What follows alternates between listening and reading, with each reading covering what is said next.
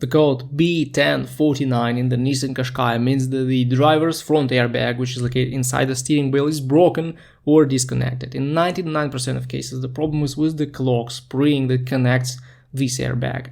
This is the spiral cable that makes it possible to keep the airbag connected even though you keep turning your steering wheel. So the cable winds up when you turn, but over time this connection is getting loose since it's moving almost all the time when you are driving, and this creates lost connection from time to time. Usually you will see the airbag warning lights, and when scanning your vehicle for codes, there will be the B1049 code. It's possible to fix this issue on your own, but you will need to take off the airbag and replace the clock spring, which is not very beginner-friendly work. Also, the OEM squib will cost you about 260 pounds or euros. There are aftermarket options, but I wouldn't recommend them since their lifespan is questionable. And just in some cases, the problem may actually be with the airbag. But usually it may happen after some crashes in your Qashqai or after the new airbag has been installed. The problem is that airbag faults will not clear themselves easily. You will need to reset them